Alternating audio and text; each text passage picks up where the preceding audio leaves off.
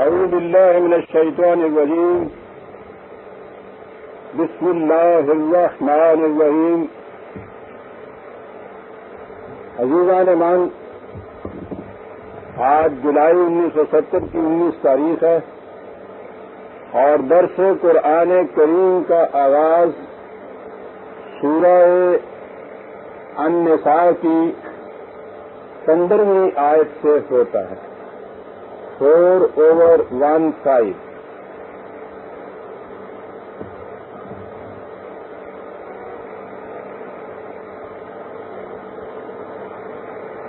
اس سے پہلے عائلی زندگی کے متعلق ہدایات اور قوانین ہمارے سامنے آئے.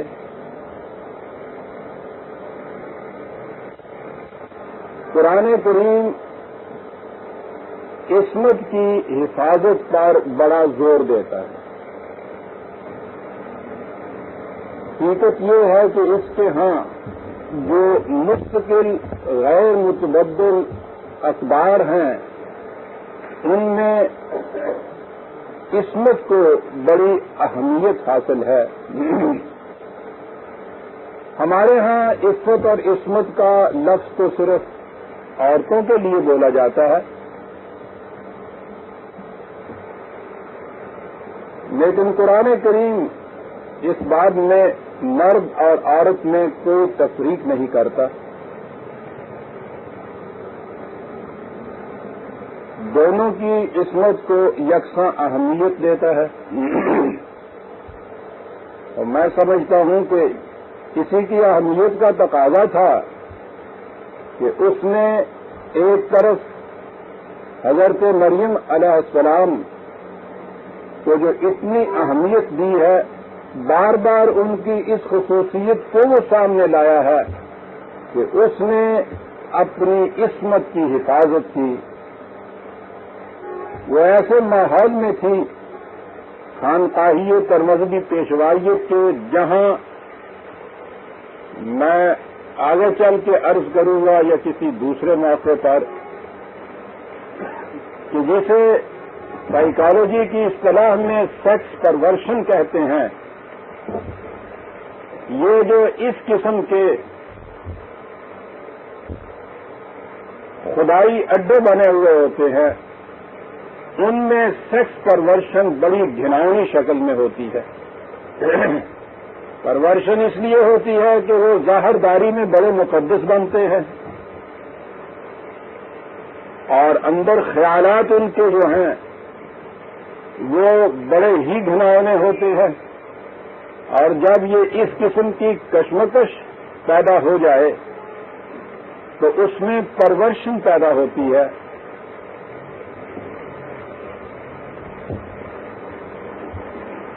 میں نے دانستہ کبھی فقہ کے متعلق اپنے درس میں کوئی ذکر نہیں کیا. یوں ہی کوئی قانون ایسا آ جاتا ہے ہمارے ہاں کی فقہ کا جو قرآن کے ساتھ ٹکراتا ہے تو ضمناً اس کا ذکر کر دیا کرتا ہوں، ورنہ ہمارے ہاں کی فقہ کی کتابوں میں بلا مبالغہ نصف سے زیادہ یہ کتابیں جنسی مسائل سے بھری ہوتی ہیں اور وہ اس انداز سے مسائل سامنے آتے ہیں جس میں پرورشن نمایاں طور پر سامنے آ جاتی ہے. بات تو یہ بڑی حیرت انگیز سی اور ناقابل فہم سی دکھائی دے گی، لیکن آپ میں سے جن حضرات کو اگر کبھی اتفاق ہوا ہے ان کتابوں کے دیکھنے کا تو وہ تو ذاتی طور پر جانتے ہوں گے، نہ ہوا ہو تو کبھی کوئی کتاب اٹھا کے دیکھیے کہ جنسی مسائل کو کس انداز میں اسے وہاں بیان کیا گیا ہوتا ہے. میں نے سیکس پرورشن کا لفظ 2-3 دفعہ دہرایا. اس سے پہلے بھی جہاں میں نے لکھا ہے وہاں بھی مجھے اس کے لیے کوئی مرادف لفظ ایسا نہیں ملا جو صحیح معنی میں اس کے مفہوم کو سامنے لے آئے. پرورشن کا مفہوم جو ہوتا ہے، میں نے جنسی بدنہادی اس کا ترجمہ کیا تھا اپنی کتابوں میں. لیکن بات جو پرورشن سے بنتی ہے وہ کسی اور لفظ کے سامنے نہیں آتی. پرورٹڈ ذہنیت ہوتی ہے، الٹی ہوئی ذہنیت ہوتی ہے ایک. لیکن میں نے عرض کیا تھا کہ قرآن کریم نے حضرت مریم علیہ السلام کا ذکر نمایاں طور پہ کیا، اور یہ کہہ کے کیا کہ اس نے اپنی عصمت کی حفاظت کی. اس گھناؤنے ماحول کے اندر جس میں وہ پاک باز دوشیزہ گھری ہوئی تھی، واقعی بڑا ہمت طلب مرحلہ تھا اس کے لیے، جس نے اس میں حفاظت کی. تو قرآن نے اس کو اتنی اہمیت دی ہے کہ اس نے اپنے دوام کی مقبولیت دوام کے صفحات پر اس کو محفوظ کر دیا ہے، ان کی داستان کو. لیکن میں کہہ یہ رہا تھا کہ قرآن کے نزدیک عصمت عورت ہی کی نہیں ہے. ایک اور قصہ بھی قرآن میں بیان ہوا ہے، اور ایک اور قصہ نہیں بلکہ صرف ایک قصہ جسے قرآن نے مسلسل بیان کیا ہے، سورہ یوسف جسے کہتے ہیں. حضرت یوسف علیہ السلام کی خصوصیت ہی رہا نمایاں یہ ہے کہ انہوں نے اپنی عصمت کی حفاظت کی تھی. تو قرآن کریم نے عام ہدایت اور عام تاکید جہاں کی ہے عصمت کی حفاظت کی، دو داستانیں وہاں بیان کی ہیں، ایک عورت کی ایک مرد کی، اور ان کی نمایاں خصوصیت یہ بتائی ہے کہ انہوں نے ایسے ایڈورس سرکمسٹانسز میں، ایسے نامساعد ماحول میں اپنی عصمت کو برقرار رکھا. خود قرآن کریم میں 4 ہی جرم ہیں جن کی تعزیر قرآن نے خود مقرر کر دی ہے، اسے حد کہتے ہیں، جس کی سزا بھی مقرر کر دی ہے. جان کی حفاظت، مال کی حفاظت، عصمت کی حفاظت، اور چوتھی چیز ریاست یا مملکت یا اسٹیٹ کی حفاظت، بغاوت کی سزا جسے کہتے ہیں. جہاں جہاں قرآن کریم نے مومنین کی اور مومنات کی خصوصیات کا ذکر کیا ہے، وہاں عصمت کی حفاظت کو نمایاں طور پر بیان کیا ہے، ہر جگہ ہر مقام پر. یہ ٹھیک ہے نوشنل طور پر، ذہنی طور پر، یا ایک عقیدہ جو متوارث چلا آ رہا ہے اس کی بنا پر ہمارے ذہنوں میں بھی عصمت کو بڑی اہمیت حاصل ہے، چیسٹٹی کو بڑی اہمیت حاصل ہے. لیکن جیسا کہ میں نے ابھی عرض کیا ہے، یہ اہمیت سمٹ کر عورت کے متعلق رہ گئی ہے، مرد کے متعلق نہیں. وہی جو ہمارے ہاں متواتر ایک چیز چلی آ رہی ہے، اسی کے تحت مردوں کے متعلق عام طور پہ گھروں میں آپ دیکھیں گے میاں بیوی میں جو گفتگو ہوتی ہوگی، وہ ماں کہہ رہی ہوگی باپ سے کہ اب اس بیٹے کی کوئی خبر لیجئے، آپ دیکھتے نہیں ہیں کتنا آوارہ ہوتا چلا جا رہا ہے، راتوں کو باہر رہتا ہے، سوسائٹی بڑی خراب ہو گئی ہے، عجیب عجیب قسم کی باتیں سننے میں آتی ہیں، لڑکیوں کے ساتھ پھرتا رہتا ہے. یعنی وہ کوئی بات ہی نہیں، زیادہ سے زیادہ یہ ہے کہ اس کی شادی کی فکر کرنی چاہیے. لیکن اسی گھر میں اگر لڑکی کے متعلق یہ پتہ چلے کہ آج اس نے کوئی 2 لفظ کسی چٹ پہ لکھ کے کہیں بھیجے ہیں، قیامت برپا ہو جائے گی. خواہ اس نے وہ اپنے بھائی کو ہی کیوں نہ بھیجے ہوں، تحقیق کے بعد پتہ چل رہا ہو کہ اپنی استانی کو ہی کیوں نہ کوئی لکھ کے بھیجا ہو، لیکن دونوں میں فرق ہمارے گھروں کے اندر اتنا ہوتا ہے. ذرا سا بیٹے کے متعلق تو یہاں تک کہ یہ چیز یعنی عام گفتگو ہو رہی ہے، لیکن بیٹی کے متعلق ان سے پوچھئے کہ بہن مدت ہوئی تم کہیں آئی نہیں، کیا بات ہے، دیکھا ہی نہیں تمہیں، تو وہ ایک ٹھنڈی سانس بھر کے کہے گی کہ بہن اب میں کہاں آ جا سکتی ہوں، تم جانتی ہو کہ وہ بانو اب بڑی ہو گئی ہے، اب ایسی عمر میں تم جانتی ہو لڑکیوں کی کیفیت. وہ محاورہ ہمارے ہاں ہوتا ہے کہ اے تے آٹے کا دیوا ہوں نے اندر رکھو تو چوہے نہ ڈارے، باہر کڈو تو کاواں دا ڈارے، تو نہ ہوں کتنے آ جا سکتی ہے یعنی یہ آپ دیکھتے ہیں ذہنیت کہاں چلی گئی ہمارے ہاں کی۔ اور پھر جب رشتے کی بات آتی ہے تو لڑکی کے متعلق ہی تحقیقات ہوتی ہیں یہ، اور ذرا سا کہیں شبہ پڑ جائے کہ اس نے وہاں کالج جاتے ہوئے کہیں سر ننگا ہو گیا تھا، کسی لڑکے کی طرف دیکھا بھی تھا تو کنڈمڈ، اور صاحبزادہ کے متعلق روز معلوم ہے کہ کس طرح سے یہ آوارہ گردیاں کرتے پھرتے ہیں، گرل فرینڈ جو ہیں یہ محاورہ ہو گیا ہے، مہذب ہونے کی کچھ ایک شرط ہو گئی ہے سوسائٹی میں، یہ فرق ہے دونوں کے اندر۔ لیکن قرآن کریم دونوں میں کوئی فرق نہیں کرتا عزیزان میں، حتیٰ کہ جب وہ سزا دیتا ہے تو وہ دونوں کو یکساں سزا دیتا ہے، سزا میں ایک کوڑے کا فرق نہیں ہے، تاکید میں کہیں فرق نہیں ہے کہ اس نے مومنین کہا ہے اور مومنات ساتھ نہیں کہا۔ اور جیسا کہ میں نے عرض کیا ہے، جہاں ایک مثال اس نے تاریخ سے حضرت مریم علیہ السلام کی دی ہے تو پوری داستان حضرت یوسف علیہ السلام کی، اور قرآن میں کسی نبی کا قصہ اس طرح سے مسلسل مذکور نہیں جس طرح سے حضرت یوسف علیہ السلام کی بات ہے، اور بات اتنی سی ہے کہ ایسے ماحول میں اس نے اپنی عصمت کی حفاظت کی۔ سوال یہ ہے کہ کیا یہ چیز محض ایک ذہنی سی ہے کہ ہم نے اہمیت دے رکھی ہے، یا اس کو کوئی سینکٹی اٹیچ کر دی ہے، تقدیس اٹیچ کر دی ہے اس قصے کو جسے ہم جنسی اختلاط کہتے ہیں، یا واقعی کوئی اہمیت رکھتی ہے فی الواقع چیز؟ ایک چیز تو یہ ہے نا کہ ہم نے اپنے ذہن میں ہی کسی چیز کو اہمیت دے رہی ہو، اور اس کے لیے یہ بھی ہو سکتا ہے کہ چونکہ مذہب نے یہ بات کہی ہے اس لیے ہم اس کی اہمیت رکھتے ہیں، یا یہ فی الواقع ایسی چیز ہے کہ جو قوموں کی زندگی کے اندر کوئی اہمیت رکھتی ہے۔ بڑا غور طلب یہ سوال ہے۔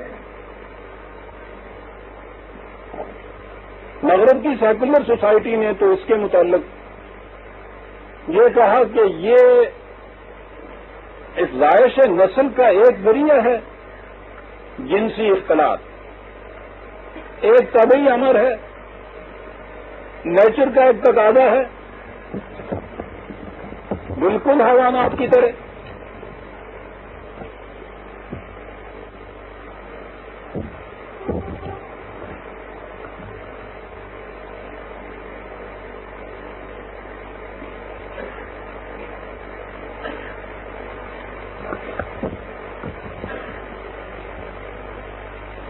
حیوانات میں یہ تقاضا پورا ہوتا ہے، جنسی اختلاط کا، افزائش نسل اس کا نتیجہ ہوتا ہے، تو چونکہ وہاں بھی انسان کو حیوانی سطح پہ رکھا گیا ہے جسے سیکولر نظام کہتے ہیں، مغرب کی مادی تہذیب جسے کہا جاتا ہے، جس میں پرماننٹ ویلیوز یا مستقل اقدار نہیں ہوتی، انسان کی زندگی حیوانی زندگی کی بڑی ہوئی شکل قرار دی جاتی ہے، اس سے آگے کوئی چیز نہیں کہیں سمجھی جاتی۔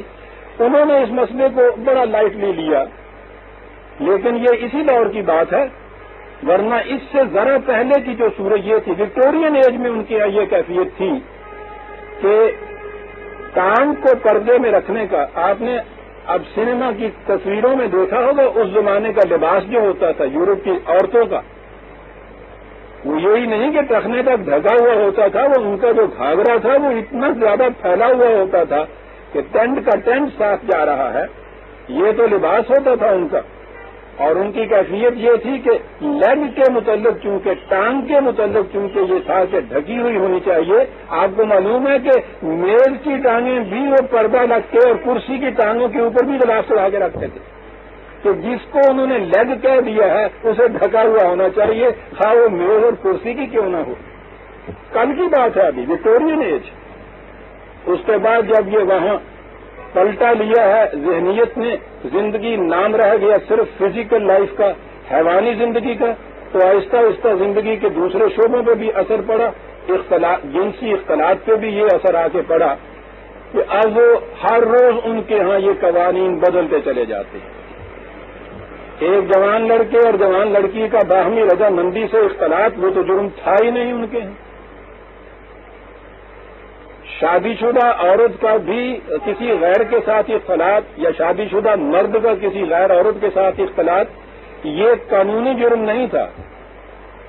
یہ اگر اس عورت کا خامد یہ کہے کہ مجھے نقصان پہنچا ہے تو وہ اپنا ڈیمیجنگ کلیم کرتا تھا کسی سے.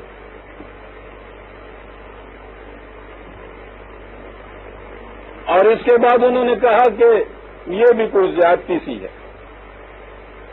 یہ جن کو حرامی بچے کہا جاتا ہے ان کا مسئلہ ان کے ہاں تھا. انہوں نے قانوناً یہ چیز کی کہ نہیں سوسائٹی کو ان کو اسی طرح ایکسپٹ کرنا چاہیے جیسا کہ حلال کے بچوں کو ایکسپٹ کرتے ہیں. اور آہستہ آہستہ یہ معاملہ ایسا آگے بڑھا. جنسی موضوع پہ گفتگو کرتے ہوئے بہت سی چیزیں میرے عناگیر ہو جاتی ہیں، بالخصوص میری بیٹیوں اور بہنوں کی موجودگی. اس لیے بڑے رکے ہوئے الفاظ میں مجھے بات کرنی پڑتی ہے. اب آپ کو معلوم ہوگا کہ وہاں اب لواطف کو بھی قانوناً جائز قرار دے دیا گیا.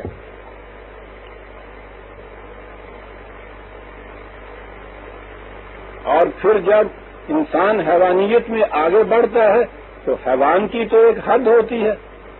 حیوان کے جنسی تقاضے کو آپ نے دیکھا ہے کہ جب فطرت کا تقاضا نہ ہو، بیل بھی وہیں ہوتا ہے، گلے میں گائیں بھی وہیں ہوتی ہیں، سال بھر اکٹھا رہتے ہیں، کبھی ایک دوسرے کی طرف نظر اٹھا کے نہیں دیکھتے، تا وقت کہ خود جنس کا تقاضا ایسا نہ ہو، فطرت کا تقاضا ایسا نہ ہو. وہ جو غالب نے کہا تھا کہ چاک مت کر جائے بے ایام گل، کچھ ادھر کا بھی اشارہ چاہیے. حیوانات میں تو یہ کیفیت ہوتی ہے کہ ادھر کا اشارہ ہوتا ہے اور اس کے بعد آپ دیکھتے ہیں کہ ان کے ہاں یہ چیز بیداری نہیں، وہاں فطرت نے خود کنٹرول رکھا ہوا ہے. اور انسان تو جب بدنہاد ہوتا ہے تو اس کی انتہا نہیں ہوتی. میں نے عرض کیا ہے کہ ان کے ہاں سوڈومی یا لواطف اب قانوناً جائز قرار پا گئی. اور امریکہ میں میری بیٹیاں معاف رکھیں بات کرنی پڑتی ہے. آپ نے اخباروں میں دیکھا ہوگا لڑکوں کی آپس میں شادی ہونی شروع ہو گئی. یعنی انسان کی بدنہادی کی کوئی انتہا ہی نہیں ہوتی. ان کے ہاں تو یہ سوال ہی نہیں تھا. انہوں نے کہا کہ یہ میں سوسائٹی کا مسئلہ ہے اور سوسائٹی جس چیز کو قابل قبول قرار دے دے وہ قابل قبول ہونی چاہیے، سوال ہی نہیں. یعنی سوسائٹی معیوب نہ قرار دے. اور جب کسی بھی قدر کا انحصار سوسائٹی کی قبولیت اور عدم قبولیت پر ہو تو سوسائٹی آسمان سے آیا کرتی ہے. انہی افراد کے مجموعے کا نام تو سوسائٹی ہوتی ہے. تو ذہن میں ہر وقت یہ بات ہوتی ہے کہ ذرا سی پابندی جو ہے تھوڑی سی اس کے لیے پبلسٹی کرو، تھوڑا سا پروپیگنڈا کرو اور اس کے بعد اس کو بدلوا لو. اور بدلوانے کا پتہ ہے ان کے یہاں طریقہ کیا ہے کہ جرم کو عام اتنا کرو کہ انکنٹرولبل ہو جائے. جب وہ کنٹرول نہ کر سکے ویسے تو اس کے بعد خود بخود وہ اس جرم کو قانون جائز قرار دے دیتی ہے. چنانچہ یہ جو وہاں سوڈومی کے متعلق قانون بنا ہے وہ یہاں پہنچ پہ بنا تھا. انہوں نے کہا کہ اس کے لیے کوئی طریقہ ہی نہیں اس کو روکنے کا، تو بجائے اس کے کہ قوم میں اس قسم کی منافقت پیدا کی جائے، منافقت اس کو کھلے بندوں اجازت ہی کیوں نہ دی جائے. تو جس سوسائٹی کی یہ کیفیت ہو کہ اسے معلوم ہو کہ جب جی چاہے اس قانون کو بدلا جا سکتا ہے اور یوں بدلوایا جا سکتا ہے تو ذہنی طور پہ تو وہ پہلے سے ہی اس چیز کے مرتکب ہونے شروع ہو جائیں گے نا، بدنہادی کے یا آزادی کے. آپ نے سمجھا ہے کہ قرآن جب غیر متبدل کہتا ہے اپنے کسی حکم یا قدر کو تو اس کے معنی کیا ہیں؟ معنی اس کے یہ ہیں کہ کبھی ذہن میں کسی کے نہیں آ سکتا کہ سوسائٹی 100% بھی اگر اس کے خلاف جائے گی یہ جائز قرار نہیں پا سکے گا. اسے کہتے ہیں ایمان. کسی قدر یا کسی رہنمائی کے غیر متبدل، امیوٹیبل، ان چینجیبل ہونے کے معنی یہ ہیں کہ کبھی جو بھی ان چیزوں کو ماننے والی سوسائٹی ہے وہ سوسائٹی میں جرم خاص 100% عام ہو جائے، زور کبھی اس طرف نہیں جائے گا کہ کوئی بات نہیں کل کو یہ جائز قرار پا جائے گی چیز. ذہن ہر وقت یہ کہے گا کہ نہیں یہ ناجائز ہے، اس لیے کہ اس نے اس کو غیر متبدل قدر کے طور پہ تسلیم کر لیا ہوا ہے۔ بعد میں یہ کہہ رہا تھا کہ ان کے ہاں تو انہوں نے اس کو ایک سوشل پرابلم تسلیم کیا، اور اس کے بعد یہ کہا کہ جوان لڑکا جوان لڑکی اپنے طور پہ جس طریق سے بھی وہ چاہیں راضی ہوں ٹھیک ہے، تم کون ہو کے درمیان میں دخل دینے والے؟ انہوں نے اس مسئلے کو یوں ہی لیا۔ مذہب ان کے ہاں کرسچینٹی ہے، عیسائیت ہے۔ آپ کو معلوم ہے کہ عیسائیت میں قانون نہیں ہے، وہ صرف مذہب ہے، اس میں عقائد ہیں۔ ساری بائبل میں ایک قانون ہے، عیسائیت کی بائبل جو ہے نیو ٹیسٹمنٹ، صرف ایک قانون ہے، اور وہ قانون یہ ہے کہ تم طلاق نہیں دے سکتے بیوی، اور یہ ایسا قانون ہے کہ جس کے ہاتھوں وہ ایک عرصے تک مصیبت میں مبتلا رہے، اور اس کے بعد صرف یہ کہ زنا کی شکل میں طلاق دی جا سکتی ہے، کہ وہ عورت زنا کی مرتکب ہو اسے طلاق دی جا سکتی ہے، اور اگلا قانون اس کے ساتھ یہ ہے کہ متعلقہ عورت سے شادی نہیں کی جا سکتی۔ ساری بائبل میں صرف ایک لا ہے یہ، جو مدت ہوئی ٹوٹ چکا ہوا ہے، تو عیسائیت میں تو قانون کوئی نہیں،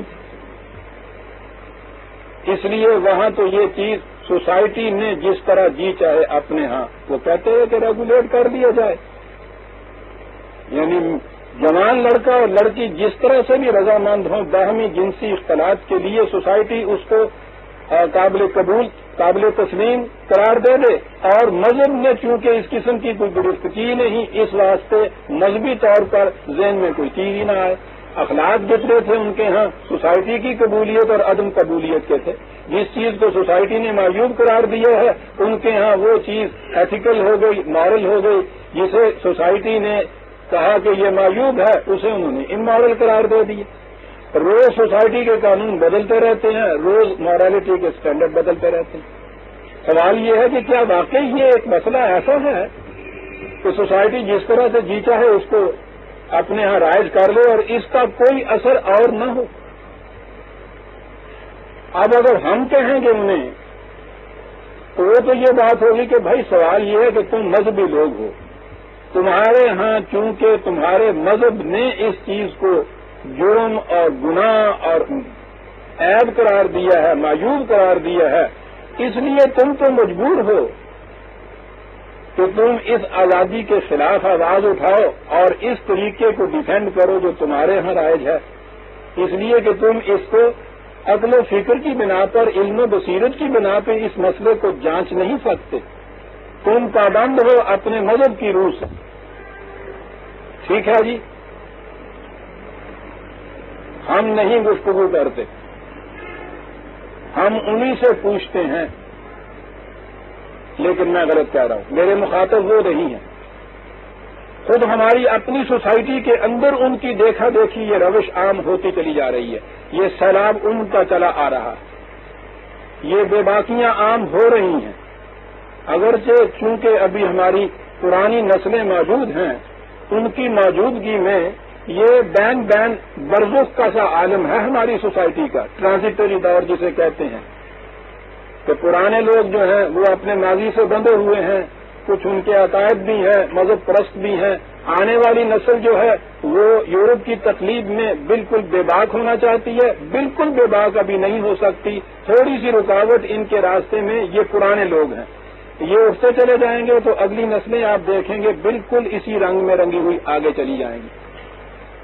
اس لیے میرے مخاطب مغرب کے لوگ نہیں ہیں،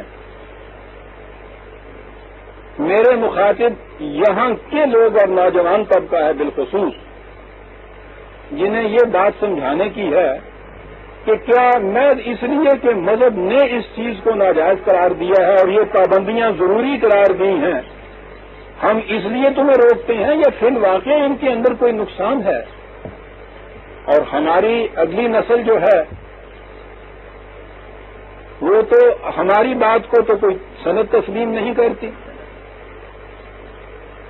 ان کے ہاں سند جو ہے مغرب والوں کی تحقیق ہے. میں اس وقت تھوڑے سے میں یہ بتانا چاہتا ہوں کہ خود اہل مغرب کی تحقیق کیا کہتی ہے کہ کیا جنسی تعلقات کے اوپر کوئی مستقل پابندیاں ہونی چاہیے یا ان کو محض ایک طبعی یا فطری جذبے کی تسکین کا ذریعہ قرار دے کر اس کے متعلق یہ ہونا چاہیے کہ جیسے جی چاہے تم کرتے رہو. خود ان لوگوں کی تحقیق کیا ہے؟ کیا اس تعلق کا اثر صرف سیکس پر ہی پڑتا ہے یا سیکس کے متعلق جو پابندیاں یا آزادیاں ہیں ان کا اثر قوم کی دوسری زندگی پر بھی پڑتا ہے؟ قرآن نے جہاں جہاں یہ ذکر کیا ہے، جب میں اس موضوع پہ آؤں گا تو عرض کروں گا کہ اس نے محض پابندی عائد کر کے اور حکم نہیں دے دیا ڈکٹیٹر کی طرح. وہ تو کتاب کے ساتھ حکمت کہتا ہے. اس نے ایک لفظ کہا تھا یل کے احسان کہ اگر یہ پابندیاں تم لوز کر دو گے، کھول دو گے تو یاد رکھو تمہاری قومی توانائیوں کے اندر اضمحلال پیدا ہو جائے گا. آہستہ آہستہ وہ کم ہوتی جائیں گی، کمزور ہوتی چلی جائیں گی تاکہ اس کے بعد پھر تباہی آ جائے گی.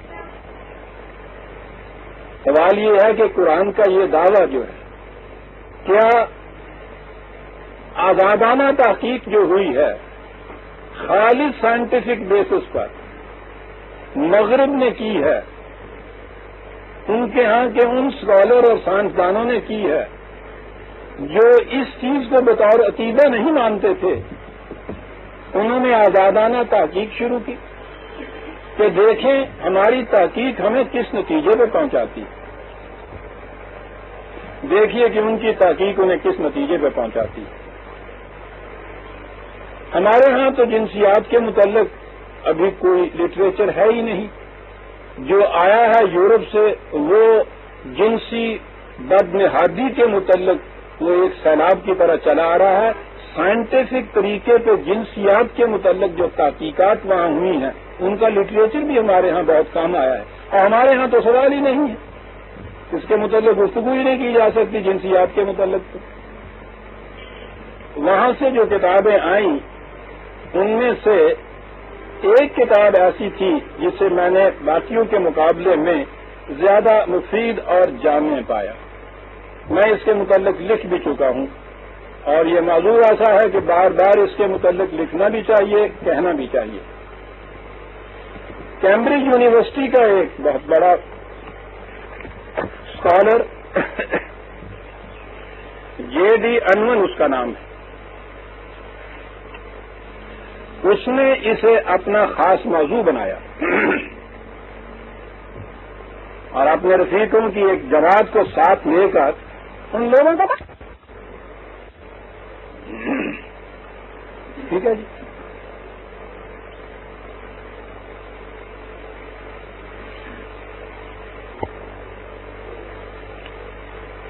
جی میں عرض کر رہا تھا کہ یہ جے ڈی انون اس نے یہ لوگ ریسرچ کرتے ہیں ایسے قبائل پریمیٹیو قدیمی قبائل جن پہ ابھی تہذیب کا کوئی اثر نہیں ہوتا. یہ کہتے ہیں کہ وہ لوگ اوریجنل نیچرل شکل میں ہوتے ہیں، فطرتی زندگی بسر کرتے ہیں، ان کے اوپر ابھی کسی قسم کے عقائد کا، کسی قسم کی تہذیب و تمدن کا اثر نہیں ہوتا. اس لیے یہ پہلے ان قبائل میں جا کے اور وہاں تحقیق کرتے ہیں جس مسئلے پہ بھی تحقیق کرنی ہو. اس شخص نے یا اجتماعات نے ساری دنیا میں پھیلے ہوئے 80 پریمیٹیو قبائل کا جا کر خود ان کے اندر رہ کے ان کی تحقیق اس ایک ایشو کے اوپر کہ جنسی پابندیوں کا کیا اثر ہوتا ہے اور جنسی آزادیوں کا کیا اثر ہوتا ہے. 80 قبائل کے متعلق کوئی ان میں سے قطب شمالی میں تھا، تو کوئی افریقہ کے صحراؤں میں، کوئی آسٹریلیا میں، کوئی جنوبی امریکہ میں. اس کے بعد انہوں نے 16 مہذب اقوام کا مطالعہ کیا. کیا بات ہے ان لوگوں کی جس چیز کے پیچھے پڑتے ہیں. یہ ایک عمر صرف کر دی ہوگی اور پھر اپنی اس تحقیق کے محاسن کو اپنی کتاب سیکس اینڈ کلچر جس کا نام ہے اس میں منضبط کیا تھا. وہ بڑی مستند کتاب سمجھی جاتی ہے اس موضوع پر.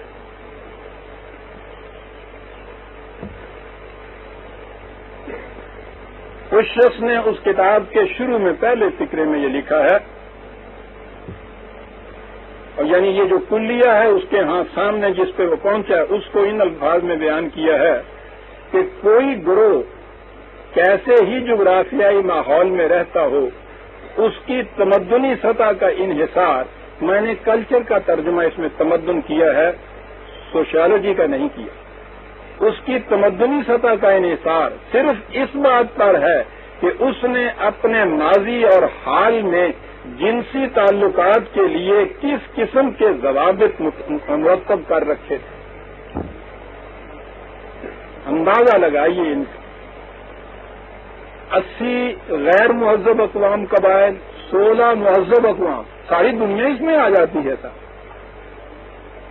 اپنے کمرے میں بیٹھ کے بات نہیں کر رہا، ان کے اندر رہ کے ان کے ہاں کے اقدار و اخلاق و کردار و رفتار دیکھنے کے بعد، ریسرچ کے بعد اس نتیجے پہ پہنچ رہا ہے.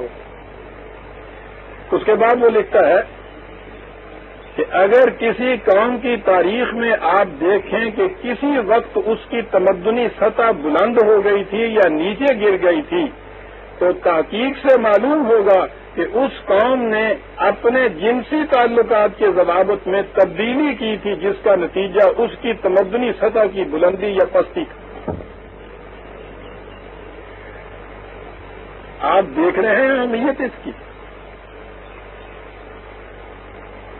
قرآن کی اس تاکید کو ہم دیکھ رہے تو یہ مان رہے تھے کہ ٹھیک ہے جی، ایک سوسائٹی کا، معاشرے کا ایک مسئلہ ہے، اس نے یہ تحقیق کی ہے. آپ دیکھیں یہ تحقیق جو کرتا چلا جاتا ہے یہ شخص، اور وہ یہ کہہ رہا ہے کہ جنسی تعلقات کے ضوابط میں تبدیلی کے اثرات 3 پشتوں یعنی قریب 100 سال میں جا کے نمودار ہوتے ہیں. وہ جو قانون امحال ہے قرآن کا، جسے وہ مہلت کا وقفہ کہتا ہے، تو یہ کہتا ہے کہ یہ آہستہ آہستہ گریجولی پہلے جو ان کے ہاں کا جو ضابطہ ہوتا ہے اس کے اثرات مٹتے چلے جاتے ہیں، اور یہ جو بدنہادیاں اور بے باکیاں آتی ہیں ان کے اثرات مرتب ہونے شروع ہوتے ہیں. تو وہ کہتا ہے کہ فطرت زیادہ سے زیادہ 100 سال تک اس قوم کو زندہ رہنے دیتی ہے، اس کے بعد اس کے اثرات نمایاں طور پر سامنے آ جاتے ہیں. اچھا،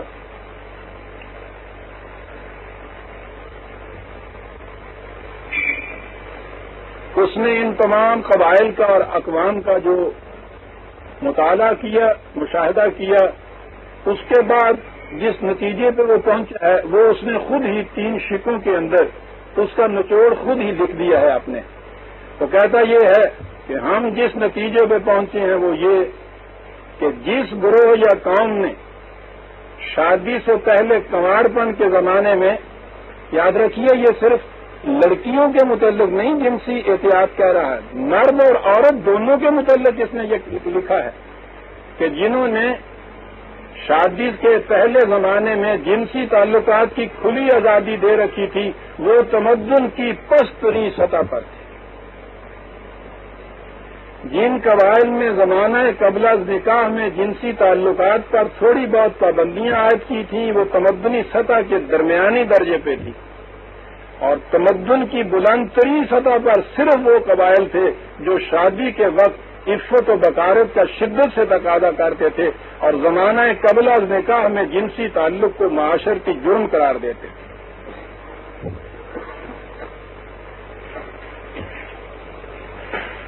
غور فرمائیے قرآن کی جو تاکید اور اس پہ حدود عائد کی ہوئی ہیں اس کی حکمت کون بیان کر رہا ہے اور کس انداز میں یہ حکمت بیان ہو رہی ہے. آگے چلیے. کہتے ہیں یہ جو جنسی تعلقات پر پابندیاں عائد کی جاتی ہیں اس کا نتیجہ کیا ہوتا ہے؟ کہتا ہے کہ نفسیاتی تحقیقات سے ظاہر ہے کہ جنسی تعلقات پر حدود اور پابندیاں عائد کرنے کا نتیجہ یہ ہوتا ہے کہ اس قوم میں قوت فکر و عمل بہت بڑھ جاتی ہے، نیز محاسبہ خیش کی صلاحیت بھی زیادہ ہو جاتی ہے۔ قوت فکر و عمل اور محاسبہ خیش کی صلاحیت یہ بڑھ جاتی ہے اس قوم کے اندر، اور چاہیے کیا کسی قوم کو جس میں یہ چیزیں پیدا ہو جائیں تو۔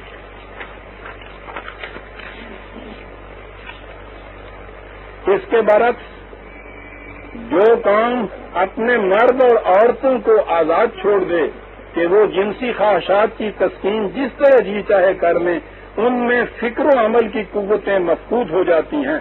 چنانچہ رومیوں نے ایسا ہی کیا، وہ حیوانوں کی طرح بلا قیود جنسی جذبات کی تسکین کر لیا کرتے تھے، نتیجہ یہ کہ ان کے پاس کسی اور کام کرنے کے لیے توانائی باقی نہ رہی۔ خود فرائیڈ نے، جس کے متعلق ذہنوں میں ہمارے یہ ہے کہ وہ جنسی بدنہادی کا گویا امام ہے، غلط ہے یہ بات اس کے متعلق، خود اس نے بھی یہ چیز کہی ہے، یہ جو اس نے کہا ہے نا کہ اگر ادھر کنٹرول کیا جائے تو اتنی توانائیاں اور قوتیں بڑھ جاتی ہیں کہ ان کو پھر فکر و عمل اور محاسبہ خیش کی طرف منتقل کیا جاتا ہے۔ یہ فرائیڈ نے دیا ہے نظریہ، اس کو وہ سبلائمیشن کہتا ہے، کسی قسم کی زائد قوت کو کسی دوسری طرف کنورٹ کر دینا، کسی اس کا دھارا موڑ دینا تاکہ وہ دوسرے شعبوں کے اندر اس قسم کے کام کر سکے۔ تو اس نے انمن نے بھی یہ چیز اپنے ان تحقیقات کے بعد جو اس نتیجے پہ پہنچا ہے کہ ہم نے یہ چیزیں اس طرح سے دیکھی۔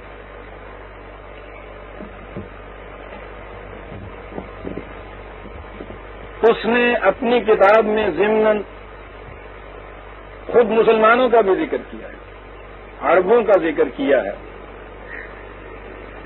اور وہ جو اسلام لانے کے بعد انہی عربوں کے اندر جو خصوصیات پیدا ہوئی ہیں اور جس کی وجہ سے اس نے کہا ہے کہ وہ ایران اور روما جیسی سلطنتوں کے اوپر یوں چھا گئے، وہ کہتا ہے کہ میں چونکہ دیگر شعبے جو زندگی کے ہیں ان کا طالب علم نہیں ہوں، میں انہیں تو ٹچ نہیں کرتا، میں صرف اپنے شعبے کے متعلق یہ کہنا چاہتا ہوں کہ عربوں کے ہاں اسلام سے پہلے کی زندگی جو تھی اس میں یہ جنسی اختلاط کی آزادیاں بہت زیادہ تھیں، اگرچہ طریقے وہ تھے کہ جو سوسائٹی نے اپنے ہاں مقبول قرار دے دیے تھے، لیکن بہرحال وہ جنسی اختلاط کی بے باکانہ آزادیاں ہی تھیں۔ اور میں ابھی عرض کروں گا کہ یہ فرق کیا کرتا ہے دونوں میں، یہ جسے ہم کہتے ہیں نا کہ وہ صاحب نکاح کر کے پھر جائز قرار دے دیا، وہ کہتا ہے اس خود فریبی سے کام نہیں چلتا، یہ شخص کہتا ہے، میں بھی عرض کروں گا وہ کیا کہتا ہے۔ تو اس نے کہا یہ ہے کہ سب سے بڑی چیز جو اسلام نے یہ کی، ان کی جنسی آزادیوں پہ پابندیاں لگائیں، اور دائیں اور بائیں یہ جو دونوں قومیں تھیں ایرانی اور رومنز، ان کے ہاں یہ آزادیاں اور بدنہادیاں چلی آ رہی تھیں اور انہوں نے اپنے ہاں کوئی پابندی لگائی نہیں تھی۔ کہتا ہے دیگر عناصر کے علاوہ یہ ایک بنیادی چیز تھی اس قوم میں کہ جس کی وجہ سے یہ ان قوموں کے اوپر چھا گئی، اور اس نے کہا ہے کہ جب تک یہ چیز رہی ان کے اندر دنیا کا کوئی تمدن ان کا مقابلہ نہیں کر سکا، اور اس کے بعد انہوں نے یہ اگلی ٹرم ہے اس کی کس طرح سے بات کو صاف کر جاتے ہیں۔ اس کے بعد اس نے کہا کہ میں اس سے گفتگو نہیں کروں گا، شادیاں کتنی جائز ہیں، لوڈیاں کتنی رکھتے ہو، کیا صورت پیدا کرتے ہو، اس نے کہا ہے مواقع کتنے ہوتے ہیں آپ کو جنسی خواہش کی تسکین کے، مواقع کے اوپر یہ دار و مدار ہے اس چیز کا، اور کم از کم مواقع کی شکل یہ ہے کہ ایک بیوی اور ایک میاں عمر بھر کے لیے عہد کرے۔ مواقع بڑی عجیب بات کہی ہے اس نے. اب یہ جو چیز ہمارے ہاں ہے نا کہ 4.5 تک بیویاں، وہ جسے ہم جائز کہتے ہیں، اور اس کے بعد بے شمار لونڈیاں. اس نے ایک واقعہ دیا ہے. کیا یہ جو چیز ہے میں نے جو کہا ہے کہ ایک وقت میں ایک بیوی کہتا ہے، اس کو بھی دیکھیے کس طرح سے ابیوز کیا جاتا ہے. جس قوم میں اس قسم کے وہ کہتا ہے قوانین یا معاشرے کے ضوابط آ جائے، وہ مواقع پیدا کیسے کرتے ہیں. اس نے اپنی تحقیق میں کہا ہے کہ ایک ترک ہم نے دیکھا، ساری عمر اس کی ایک بیوی رہی، لیکن تحقیق کے بعد معلوم ہوا کہ اس نے قریباً 40 مرتبہ طلاق دے دے کے اور بیویاں بدلی تھی. کہتا سوال یہ بھی نہیں،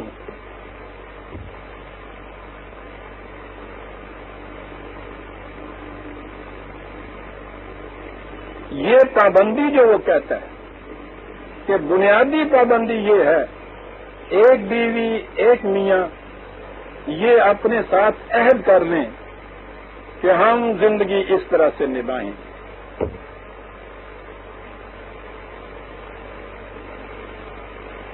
بہترین شکل وہ کہتا ہے یہ ہے جس میں ہونی چاہیے. اور اس کے بعد وہ کہتا ہے کہ جب کوئی قوم خاص سوسائٹی اسے جائز قرار دے دے یا اس کے ہاں کا مذہبی عقائد اس کو جائز قرار دے دے، وہ ٹچ نہیں کرتا، اس کو بہت محتاط رہتا ہے. کہتا مجھے اس سے واسطہ نہیں، میں تو ایک سائنٹسٹ ہوں. مواقع کی جتنی زیادہ گنجائش نکالتی چلے جائے کوئی سوسائٹی، جب کوئی قوم اس قسم کی معاشرت اپنے ہاں اختیار کر لے اور جائز کر دے، سنیے عزیزان من کہ پھر اس قوم کی کیفیت کیا ہوتی ہے. کہتا ہے اس قوم میں علم و بصیرت کی قوت تو ہوتی ہے، لیکن وہ اپنے معاملات میں اس سے رہنمائی حاصل نہیں کرتی. لہم قلوب لا یفقہون بہا، صلاحیت ہوتی ہے، رہنمائی حاصل نہیں کرتی. وہ واقعات کے اسباب و علل یعنی کازز کے متعلق کبھی تحقیق نہیں کرتی. جو کچھ ہوتا ہے اسے اسی طرح تسلیم کرتی چلی جاتی. میں پڑھتا ہوں، آپ غور کیجئے کہ یہ کس قوم کی داستان بیان کر رہا ہے. یہ زندگی سے متعلق تمام معاملات کے بارے میں ان کی بندی بدھائی رائے ہوتی ہے، جس کے مطابق وہ اسلاف سے اخلاف تک چلتے چلے جاتے ہیں. تکلیف کے بندنوں میں جکڑے ہوئے، جو ہوتا ہے یہ ہوتا رہے گا، نہ کھڑے ہو کے کازز اسباب و علل پہ غور کرنا، نہ عقل و فکر کی صلاحیتیں رکھنے کے باوجود ان سے کام لینا. ہر وہ غیر معمولی واقعہ جو ان کی سمجھ میں نہ آئے وہ فوراً کسی غیر عجیب و غریب قوت کی طرف منسوب کر کے اسے کرامات قرار دے دیتے. آپ دیکھتے ہیں بات جنسی آزادیوں کی ہو رہی ہے اور نتائج کیا مرتب ہو رہے ہیں اس قوم کے.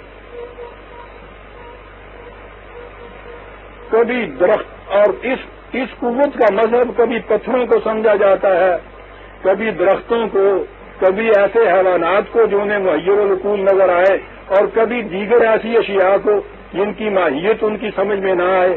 جس شخص کی پیدائش یا زندگی میں انہیں کوئی غیر معمولی بات نظر آئے وہ سمجھ لیتے ہیں کہ وہ مقدس ترین ہستی ہے، حتیٰ کہ اس کی موت کے بعد بھی اس کی پرستش جاری رہتی. جنسی آزادیوں کے اثرات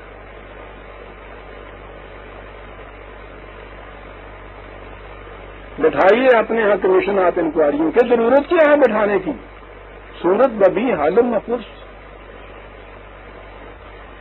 حیرت ہوتی ہے کہ اس 20ویں صدی میں بھی اتنی توہم پرستیاں.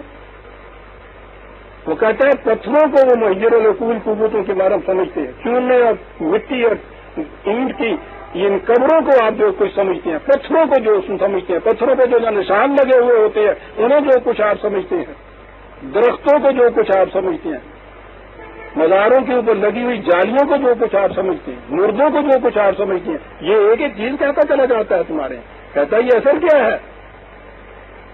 یہ جو آپ نے اپنے ہاں جائز طریقے قرار دے لیے ہیں، جنسی اختلاط کے مواقع کو زیادہ سے زیادہ کرنے کے،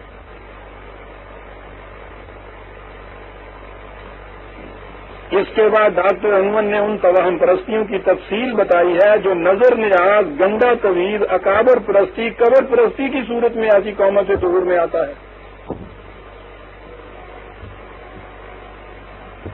پتہ نہیں یہ مسلمانوں کی تحقیق اس نے پریمیٹو قبائل میں رکھ کے کی تھی یا مہذب اقوام میں رکھ کے کی تھی، بہرحال اس نے تو ساری دنیا کی اقوام کا محاسبہ کیا تھا۔ اس کے بعد وہ لکھتا ہے کہ اس قسم کے معتقدات اس قوم میں نسلاً بعد نسلاً متوارث چلے آتے ہیں، زمانے کا امتداد ان پر کسی طرح اثر انداز نہیں ہوتا۔ اس معاشرے میں یوں تو انسان پیدا ہوتے ہیں لیکن وہ اپنی خواہشات کو پورا کرتے ہیں اور مر جاتے ہیں، اور جب ان کی لاشوں کو تہہ خاک دبا دیا جاتا ہے تو نسیاً منسیہ ہو جاتے ہیں۔ یہ انسان نہیں ہوتے، بالکل حیوان ہوتے ہیں۔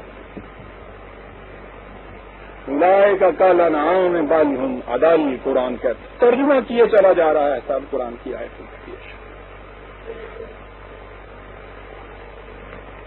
یہ ہوتا ہے اثر عزیزان من جنسی اختلاط کی پابندیوں میں ڈھیل دینے کا، اور پابندیوں میں ڈھیل کے معنی ہے مواقع زیادہ سے زیادہ باہم پہنچانا۔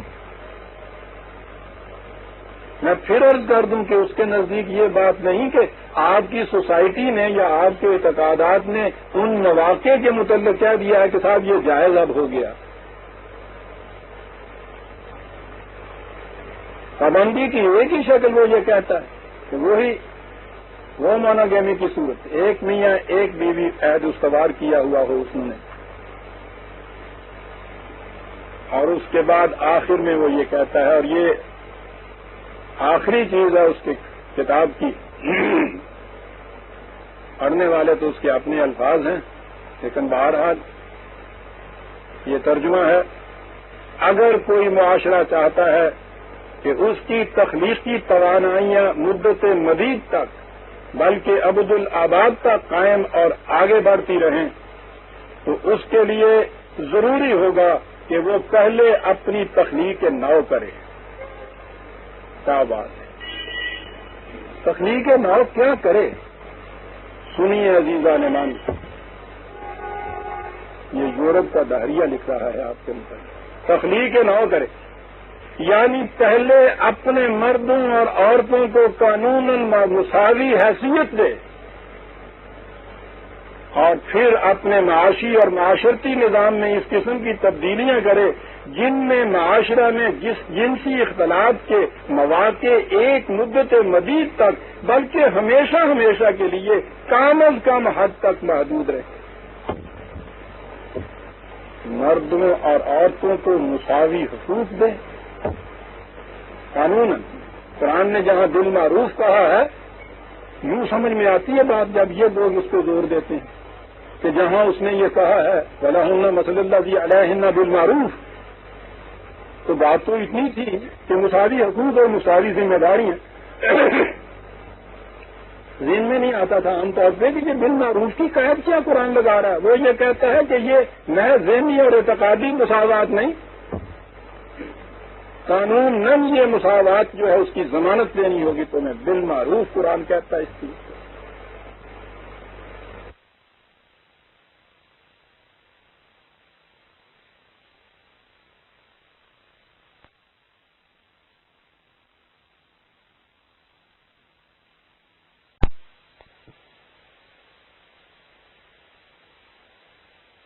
جو ہے اس کی ضمانت دینی ہوگی تو میں بالمعروف قرآن کہتا ہے اس چیز کو، ورنہ یہ ہمارے ہاں ذہنی اعتقادی مساوات تو آپ دیکھیں ہر محراب و ممبر سے اسلام نے جتنے حقوق عورت کو دیے ہیں دنیا کی کوئی معاشرت، کوئی تمدن، کوئی سویلائزیشن ایسے حقوق نہیں دے سکتی صاحب، ٹھیک ہے۔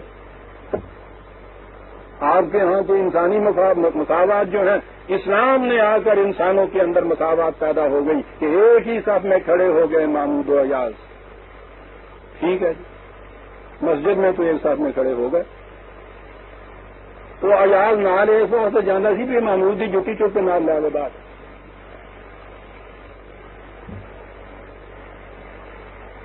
وہ کہتا ہے یہ نہیں بات کہ آپ شاعری کرتے رہے اس کے مطابق. قانوناً آپ کو یہ چیز دینی پڑے گی تاکہ دونوں کو معلوم ہو کہ میرا مقام کیا ہے، اور پھر اپنے معاش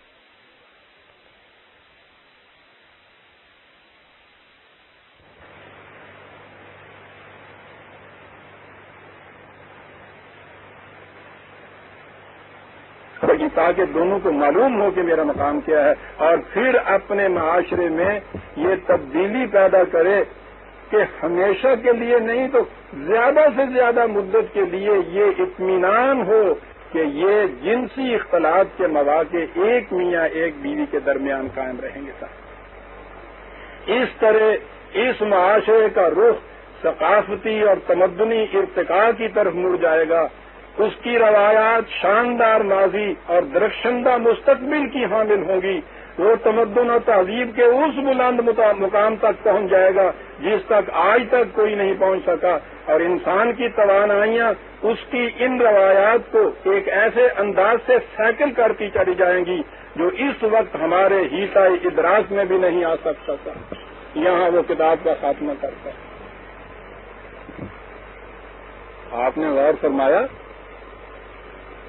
کہ قرآن کریم نے جو عصمت کی حفاظت پہ اتنا زیادہ زور دیا تھا، وہ محض یہ نہیں تھی کہ ایک معاشرے کے اندر وہ کچھ پابندیاں عائد کرنا چاہتا تھا تاکہ معاشرے کی وہ بندنیں جو ہیں وہ لوز نہ ہو جائیں، بلکہ اس لیے کہ اس کا اثر جا کر قوموں کی موت اور حیات پر پڑتا ہے، ان کے عروج و زوال پر پڑتا ہے، ان کی تمدن اور جہالت کی زندگی پہ اثر پڑتا ہے. اتنا بنیادی ہے یہ مسئلہ. یہ کسی مذہب پرست کا لکھا ہوا نہیں ہے، قرآن پر ایمان لانے والے کا لکھا ہوا نہیں ہے، ہمارے ہاں کی اپنی بات بھی نہیں ہے. یہ تو بالکل غیر ہے، آزادانہ تحقیق ہے. اور یہ کوئی سالیٹری انسٹنس نہیں ہے جو میں نے عرض کیا. یہ نہیں کہ یہ ایک ہی کتاب ہے، بہت سی تحقیقات ہیں اس قسم کی ہوئی. میں نے اسے اس لیے پیش کیا ہے کہ یہ بڑی جامع تحقیق ہے جو اس شخص نے کی.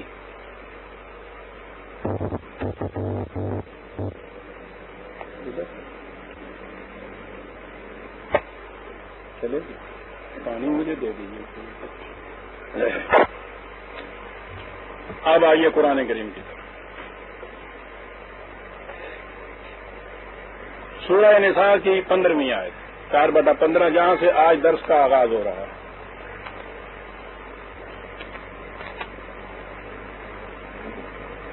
قرآن کریم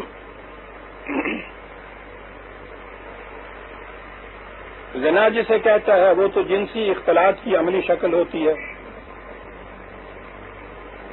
اس کے متعلق تو بڑی شدت سے روکتا ہے. اس کی سزا بھی اس نے خود مقرر کر دی ہے. مرد اور عورت دونوں کی ایک ہی سزا 24/2 میں.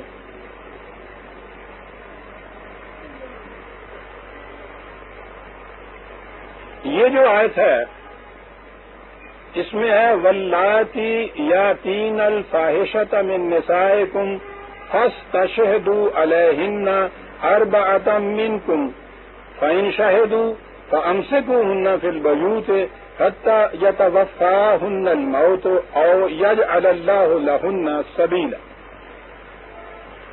یہاں پھر میں یہ عرض کروں گا کہ ہمارے ہاں کے فقہ والوں نے جو ایک بنیادی غلطی کی ہے اس کی وجہ سے اس آیت کا مفہوم بھی سامنے نہیں آیا اور پھر ان میں الجھنیں پیدا اتنی ہوئی. تو خدا کے قیام میں انسانی ذہن کی آمیزش ذرا سی بھی ہو جائے تو اس سے اتنے الجھاؤ پیدا ہوتے ہیں کہ اس سے پھر نکلنے کا راستہ نہیں ملتا. میں پہلے یہ عرض کروں کہ آیت نے کہا کیا ہے. وہ کہا ہے کہ تمہاری عورتوں سے جو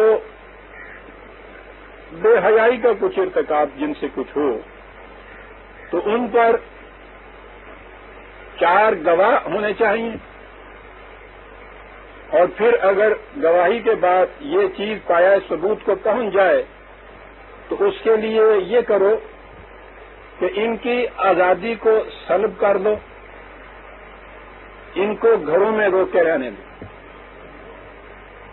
تاکہ اس کے لیے کوئی سبیل پیدا ہو جائے، موت کی سبیل یا بہرحال نکاح کی روح سے شادی وغیرہ کی سبیل۔ ہمارے ہاں کی فقہ نے یہ کہا کہ اس سے مراد زنا ہے، اور اس کے بعد آپ دیکھیے کہ پھر کس قسم کی پیچیدگیوں میں الجھ گئے۔ 4 عینی گواہ چاہیے اس کے لیے۔ یہ ممکن بھی ہے کبھی؟ زنا کے فعل کے ارتکاب کے 4 عینی گواہ،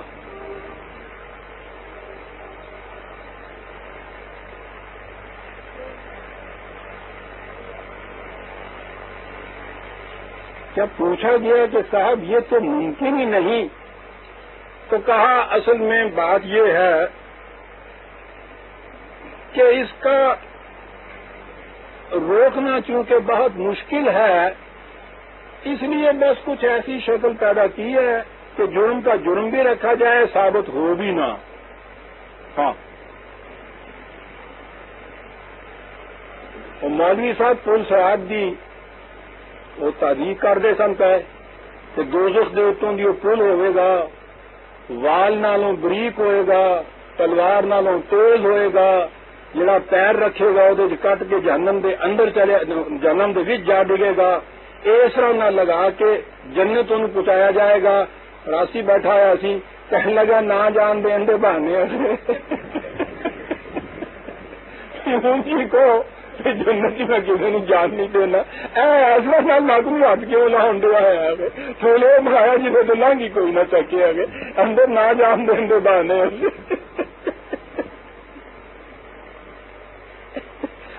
ان کے ہاں بھی یہ چیز ہے، ایک کے ہاں وہ ہے نا کہ وہ عورت تو دوسری عورت اس صورت میں لاؤ کہ جب تم عدل کر سکو، اور دوسری جگہ کے ساتھ تم عدل کر نہیں سکو، کہنے لگے دیکھے نا اللہ میاں نے کس طرح جل دیتا۔ ایک جگہ تو تمہیں اجازت دے دی کہ یہاں صاحب کر لو دوسری شادی، بشرطے کہ تم عدل کر سکو، تو خوش ہو گئے، تم ہو گئی اجازت۔ دوسری جگہ کہا تم عدل کر ہی نہیں سکتے، لے لو کینگا۔ خدا کی کلام سے مذاق ہے جی، اور پھر اس کا نتیجہ جو بھگت رہے ہیں ہم۔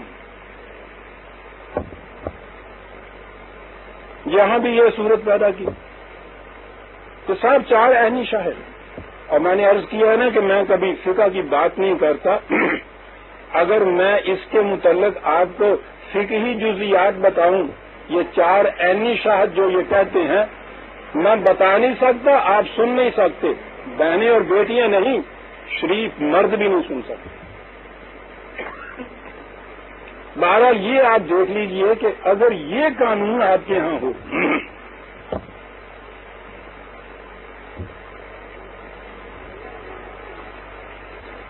سوچ لیجئے کہ اس کے کیا معنی ہیں۔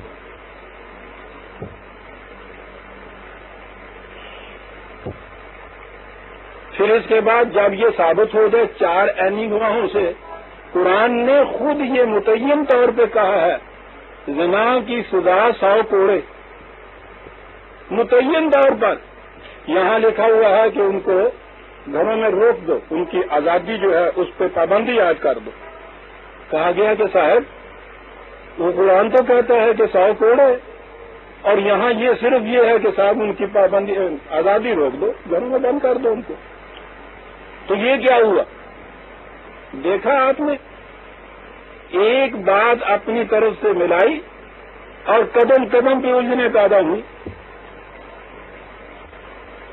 کچھ نہیں سمجھ میں بات آئی۔ کہا کہ وہ آیت منسوخ ہو گئی، چلیے صاحب آیت ہی منسوخ ہو گئی، ایک ہی خدا کی طرف سے ایک ہی قرآن میں قیامت تک کے لیے جو رکھا گیا ہے غیر متبدل محفوظ منسوخ ہی ہوگا.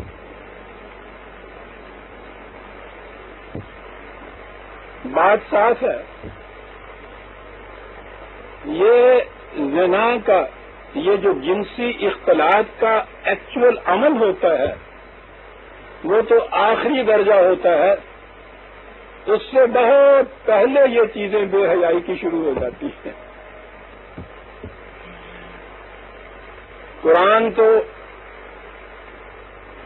ایسی ہدایات رہنمائیاں دیتا ہے کہ وہ انتہا تک پہنچنے نہیں دیتا. باہر نکلو مردوں اور عورتوں کو دونوں کو یہ تاکید کہ اپنی نگاہوں کو بے باک بات ہونے دو.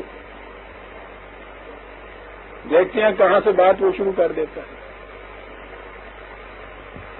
عورتوں سے کہا کہ جب غیر مردوں سے بات کرنی ہو تو تمہاری آواز میں ایسا لوچ نہ پیدا ہو جائے جو دوسرے کے دل میں کسی قسم کی کوئی چیز ایسی پیدا کر دے.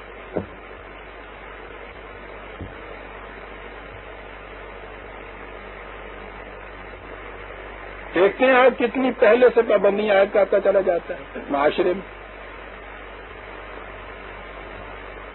باہر نکلو تو اپنی زینت کی چیزوں کی نمود اس طرح سے نہ کرو کہ دیکھنے والوں کے سینے کے اندر جس طرح مدانی لڑکی جاتی ہے ایک کیفیت میں پیدا ہو جائے. یہ لفظ ہے قرآن کا. تبرج کوئی چیز ایسی دونوں میں مرد اور عورت میں نہ ہو جو ایک دوسرے کے ان جذبات کے ابھار اور اشتعال کا موجب بن جائے. حتیٰ کہ کہا یہ کہ تم چلو اور پاؤں میں اگر ایسی جھانجھن ہے ایسا زیور ہے جس کی آواز آ سکتی ہے تو پاؤں ایسے زور سے نہ مارو کہ ان کی آواز ہی اس طرح سے باہر نکلے. یاد رکھو یہ عورتوں کے لیے کہ اندر بند کر کے رکھو غلافوں میں سمٹا کے تالوں صندوق میں ڈال کے تالا لگا کے یہ بات نہیں قرآن کے پردے کی. وہ یہ چیزیں جو ہیں ان کے اوپر پابندیاں عائد کرتا چلا جاتا ہے.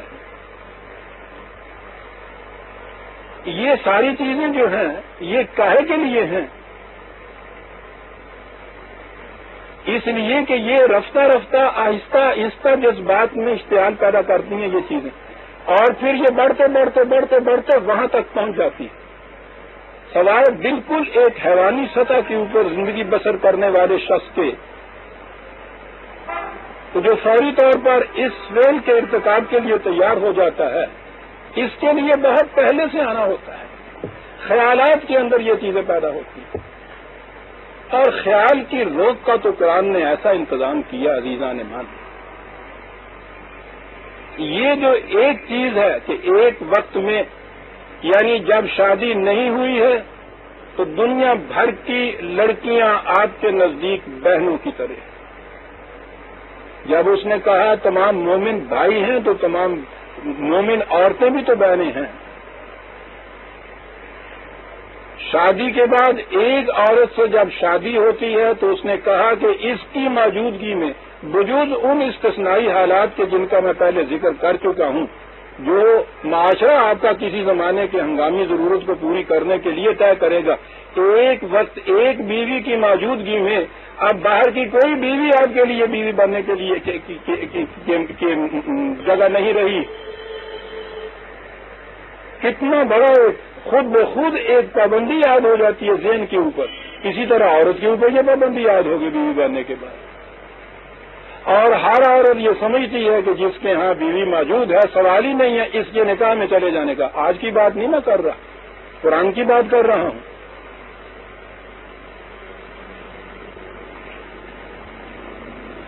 اور اس کے برعکس آپ ذہن میں یہ بات رکھیے ایک بیوی کے بعد اور بھی جو آپ کو پسند آئے اسے آپ بیوی بنا سکتے ہیں.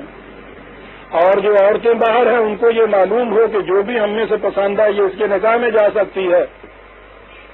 عملی طور پہ نہیں تو ذہنی طور پر تو ہر وقت آپ زنا کے اندر مبتلا ہوتے.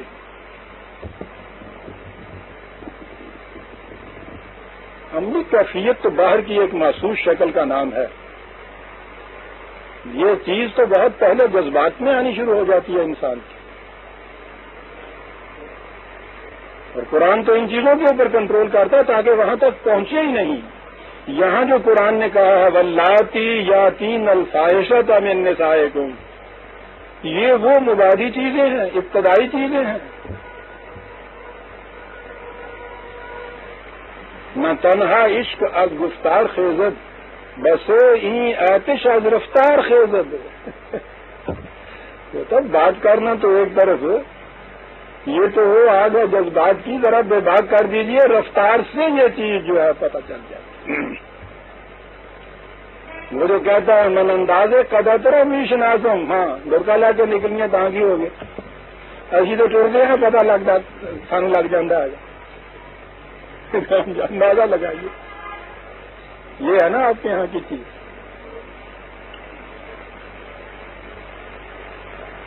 وہ تو چھپنے میں بھی ادائیں دیکھتا ہے.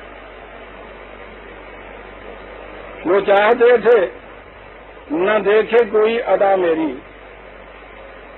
ٹھیک ہے بیچاری لگتی پھرتی، چھپے جو مجھ سے تو کیا یہ بھی ایک ادا نہ ہوئی؟ وہ تو چھپنا بھی وہاں ادا ہو جاتا ہے.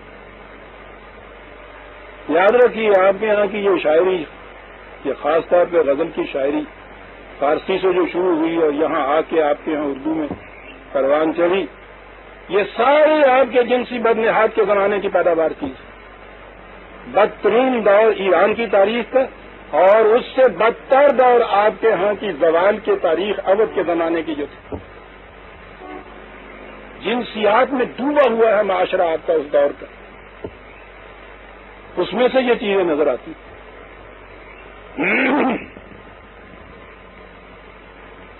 میں کہہ یہ رہا تھا کہ یہاں جو قرآن نے فاحشہ کہا ہے تو یہ ابتدائی مبادیات کی چیزیں ہیں جہاں سے یہ جذبات ذرا سی کروٹ لینا شروع کرتے ہیں. کہا کہ اگر کسی لڑکی میں یہ چیز تمہیں نظر آئے تو باہر آزادی ہے، یاد رکھیے. آزادی کے معنی بے باک آزادی نہیں، معاشرے میں آنے جانے کی، کام کاج کرنے کی پوری آزادی ہے عورت کو. لیکن اگر ذرا یہاں کہیں کوئی چیز ایسی نظر آئے، اور یہ وہ چیز ہے جس کے لیے آپ کو گواہ مل سکتے ہیں.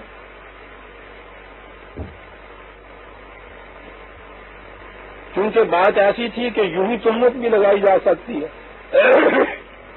اور یاد رکھیے عصمت کا آپ جینا اتنی قیمتی چیز ہے کہ قرآن نے زنا کی سزا تو 100 کوڑے مقرر کی، ایک باعصمت خاتون کے خلاف غلط تہمت لگانے کی سزا 80 کوڑے مقرر کی. ذرا سا ہی کام ہے اس سے یہ، اس لیے کہ بڑی قیمتی متاع ہے یہ سب. تو اب یہ جو اس کے متعلق کہا کہ ذرا سی کوئی چیز عنوان بھی بے حیائی کا کہیں نظر آئے، اب اس کے لیے اتنی بڑی تاکید کی ہے کہ کم از کم 4 گواہ ہوں اور یہ مل سکتے ہیں. معاشرے کے اندر باہر پھرنے والا جو ہوئی وہ عورت، جب یہ ہو جائے تو پھر کیا ہے اس کے لیے؟ اب وہ سزا یہ تو مبادیات کی چیز تھی. آپ دیکھیے قرآن کس طرح سے چور کی ماں کو مارتا ہے، تو کہتا ہے کہ یہ ذرا باہر جو آزادی سے یہ یوں رہی ہیں اس کی وجہ سے اس کی آزادی کو روک دو. فَامْسِكُوهُنَّ فِي الْبُيُوتِ، انہیں گھر میں پابند کر دو. اب یہیں سے ایک بات آئی ہمارے ہاں، یہ جو ہم نے اپنی مستورات کو گھر میں بند کیا ہوا ہے، قرآن تو اس جرم کی سزا بتاتا ہے. اللہ دسو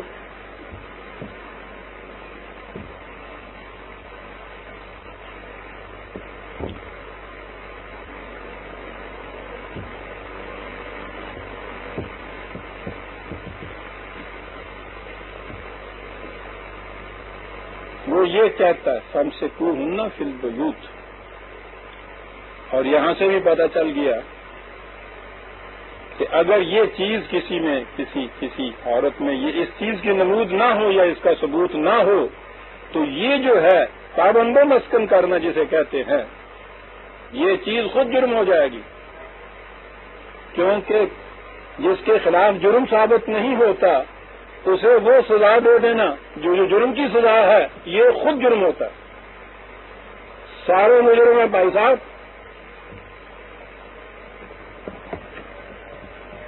مصیبت یہ ہے کہ قانون مردوں کے ہاتھ سے انہوں کا زمانہ آ جان دیو سے میں نے اب کے یہ کہا ہے لکھا ہے یہ پھر اپنی بہنوں سے اور بیٹیوں سے کہ یہ اسمبلیوں کی ساری سیٹیں جتنی ہوتی ہیں اس میں یہ کوئی پابندی نہیں کہ صرف مرد ہی اس میں ممبر ہو سکتا ہے عورت ممبر نہیں ہو سکتی قانوناً اس میں کوئی پابندی ایسی نہیں ہے یہ ان بیچاریوں کو پتہ نہیں اور ہم نے بھی کچھ ذہن میں ایسا ہی ڈالا ہوا ہے کہ کیوں جا کے فلانے نو جا کے ووٹ دے دیں گے تو انہوں جا کے یعنی مردوں کو ان کے ذہن میں نہیں ہم نے یہ آنے دیا کہ تم بھی ان سیٹوں کی ممبر ہو سکتی ہو آدھی آبادی ہے ان کی آدھی سے بھی کہیں زیادہ ہی ہے آدھی سیٹوں کے اوپر یہ جا کے بیٹھ سکتی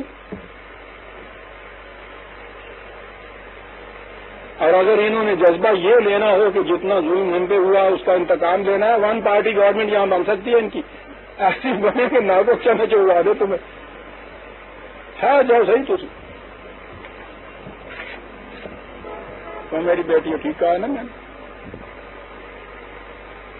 ان کے لیے مراعات خصوصی دے رہے ہیں صاحب یہ مرد آئین بنانے والے 10 سیٹیں ان کو اللہ واسطے دی کنیا دان جن کو کہتے سن ہندی خیرات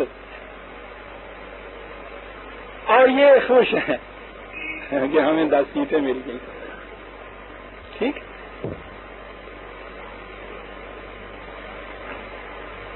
تو پنجرے جو توتا ہے انہوں جس دن ذرا جنہیں چوری دے دی نا تو اتنا خوش ہوں ہے اس کو آدھی اتنا بنا دیا ہم نے 10 سیٹوں کے اوپر خوش اور قیمت ان سیٹوں کی مرد چنیں گے تو جو پارلیمنٹ کے ممبر ہوں گے نا وہ چن کے لائیں گے انہیں خوش ہیں آدھی سیٹیں اپنے خالص ووٹوں سے یہ لے سکتی ہیں میں کہہ یہ رہا تھا کہ یہ جو کچھ ہم نے کیا ہے اس وقت تک قرآن نے کہا یہ ہے کہ اس جرم کی سزا ہے پابند مسکن کرنا عورت کو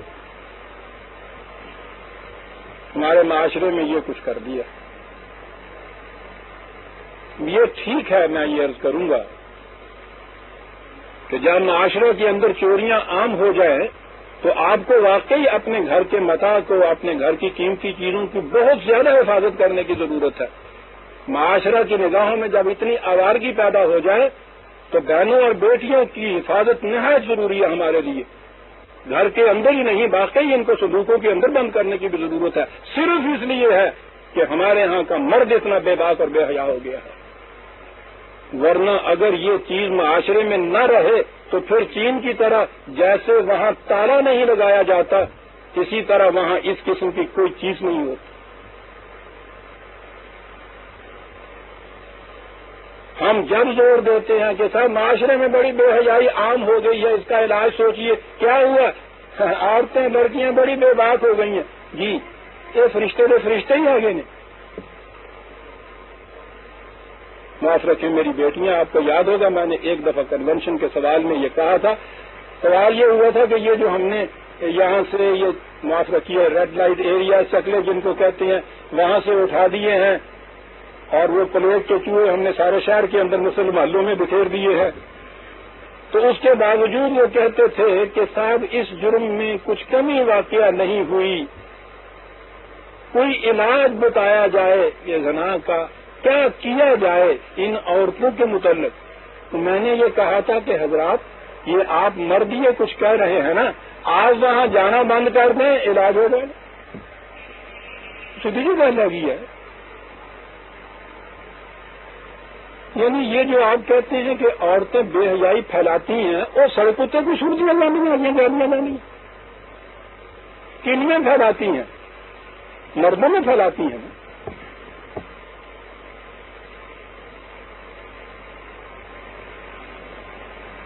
پتہ نہیں آپ کو یاد ہے یا نہیں جو درس میں دیر سے آنے والے ہیں انہیں تو یاد ہوگا ایک دو یاد ہے نا ایک دفعہ یہاں ایک بہت مقدس بزرگ آ گئے تھے درس میں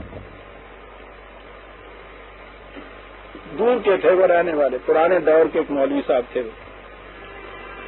وہ 2-3 مرتبہ انہوں نے یہ چیز کہی اور بالآخر انہوں نے کہہ ہی دیا بیٹھے بیٹھے کہ پرویز صاحب یہ جو آپ نے بے پردہ عورتیں بٹھا رکھی ہیں ان کو کہیں اندر بٹھا دیجئے مجھ سے تو یہ درس سنا نہیں جاتا اس طرح سے بار بار نگاہ ادھر جاتی ہے یعنی تم اگر نہ نہیں اپنی کری انہوں اندر بٹھا دیں. مجھے جو کوئی سوجی، میں نے کہا مولانا صاحب یہ بیچاریاں تو مدت سے اس کی عادی ہیں، یہاں بیٹھ بھی رہی ہیں، آپ پہلے آج آئے ہیں، کمرہ میرا خالی ہے، آپ وہاں تشریف لے جائیے. اب جواب ان کے پاس کچھ نہیں تھا، چلے گئے. ابھی 2-3 منٹ گزر ہو گئے اور مولوی صاحب چلے آ رہے ہیں بناداری. کہنے کے کیا ہوا؟ کہنے کے ہوتے نہ کہ تو کوئی سواد نہیں آنا ہے گا. میں نے کہا جی سواد کرنا نہیں آنا کہ کھانا نہیں آنا.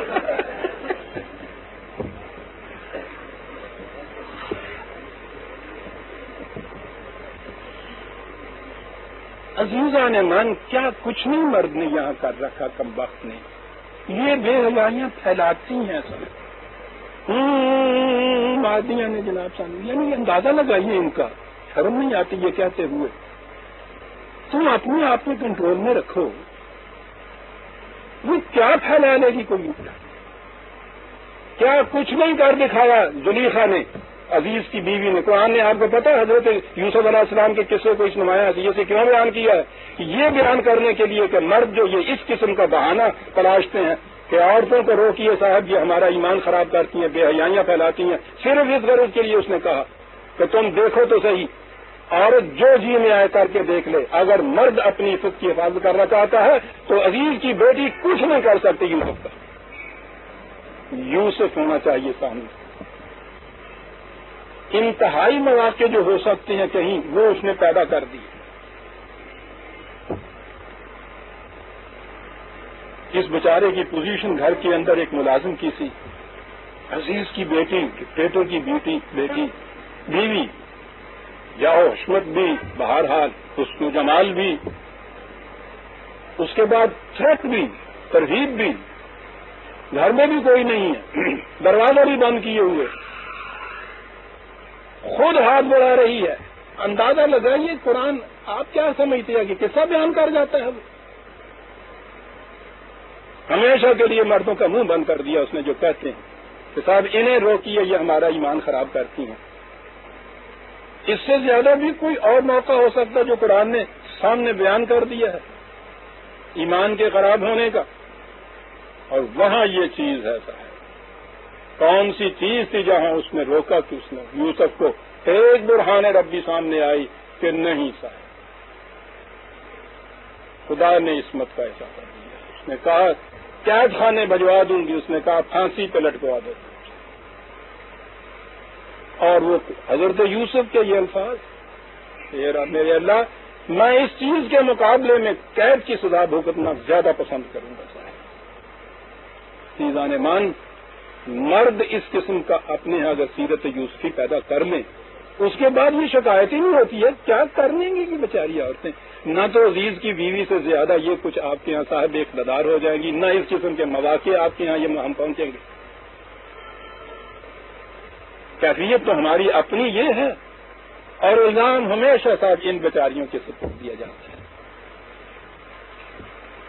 قرآن نے یہ کہا ہے،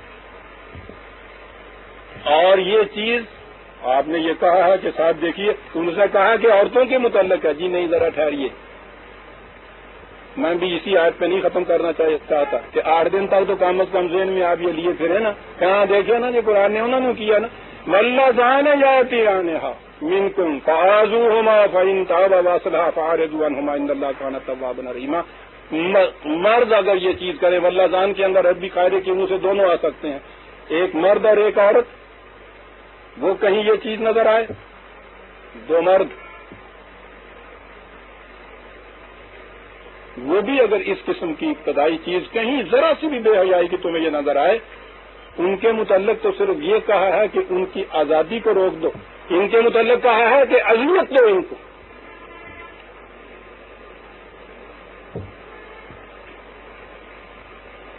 یہ دورہ مجرم ہوتا ہے. عزیزان مان، جیسا میں پھر دوہرا دوں، یہ اگر یوسف کی سی عصمت رکھتا ہے تو عورت جو جی میں ہے کر لے. بے حیائی پھیل ہی نہیں سکتی معاشرے کے اندر اگر مرد اپنے آپ پہ کنٹرول رکھ لے تو.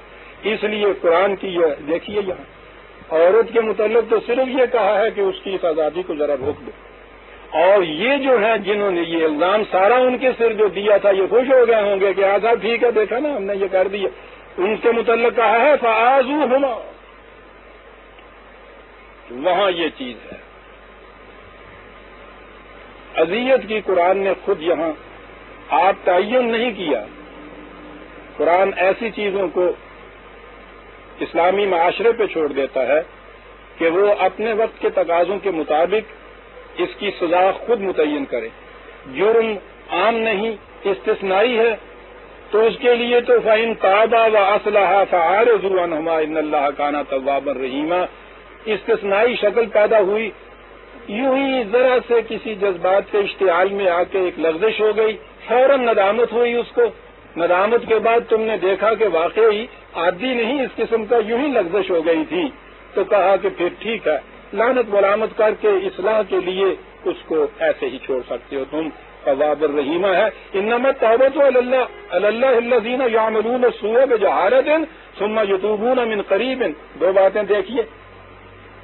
یہ یوں ہی نہیں ہے کہ دیدہ دانستہ سب کچھ کرتے پھر اس کے بعد یہ کہتا یا اللہ میری توبہ, یا وہاں جا کے عدالت میں کہہ دیا جی مجھے معاف کر دیجیے. یعملون السوء بجہالۃ, پہلی چیز تو یہ ہے دانستہ نہ کیا ہو. نادانستہ کوئی عمل سرزد ہو گیا اور جس سے نادانستہ ہوا ہے اس سے یہ اگلی چیز ہوگی ثم یتوبون من قریب. ارتکاب جرم کے فوری بعد ندامت کا جذبہ پیدا ہو گیا. اوہو کیا ہو گیا مجھ سے. دانستہ کرنے والے کے دل میں یہ بات نہیں پیدا ہوتی. کیا نفسیاتی چیزیں قرآن پیدا کہتا ہے. توبہ اس کی ہے جو ہم نے یہ کہہ دیا کہ اگر ایسی صورت ہو کہ وہ اس سے نادم ہو جائیں آئندہ کے لیے اصلاح کی وعدہ کر لیں تو ان کو چھوڑ دو. تو یہ نہ سمجھو کہ وہ آئے جو اس طرح کرتا چلا جائے آتا چلا جائے چھوڑتے چلے جاؤ پھر کرتا چلا جائے. یہ صورت نہیں ہے. کہ کیفیت یہ ہو کہ جامع میں توبہ شکن, توبہ میری جام شکن, سامنے ڈھیر ہے ٹوٹے ہوئے پیمانوں کا. ایک توبہ ہو جائے گی دیا گی.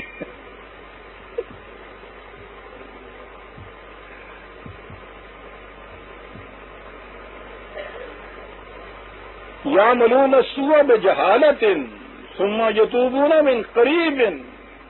کیا بات ہے قرآن کی. عزیزان من کہتے ہیں اسلامی قوانین بنائی اور یہ کچھ دیکھیے کیا کیا چیزیں نہیں دے جاتا. فاولئک یتوب اللہ علیہم. یہاں کہا یتوب اللہ علیہم یعنی وہ تو توبہ بے شک کرتے رہے. سوال یہ ہے کہ اس نظام یا عدالت کی طرف سے توبہ کس کی منظور ہوگی. اولئک یتوب اللہ علیہم. کہتا توبہ دو طرف سے ہوگی نا. توبہ کے معنی ہے لوٹ آنا. ایک تو اس کی طرف سے ہے کہ غلط روش سے وہ لوٹ آیا. ایک ادھر سے ہے کہ اس نے جو سزا دینی تھی اس سزا دینے کے فیصلے سے لوٹ آیا. تو کہتا ہے وہ جو ہے لوٹ آیا اس کے متعلق یہ دیکھیے ایسے ہی نہیں ہے گیا لوٹ آیا گیا لوٹ آیا. وہ لوٹتا پھر 100 دفعہ یہ کچھ کرے. جو توب اللہ علیہم اسی صورت میں ہوگا کہ یعملون السوء بجہالۃ ثم یتوبون من قریب فاولئک یتوب اللہ علیہم وکان اللہ علیما حکیما.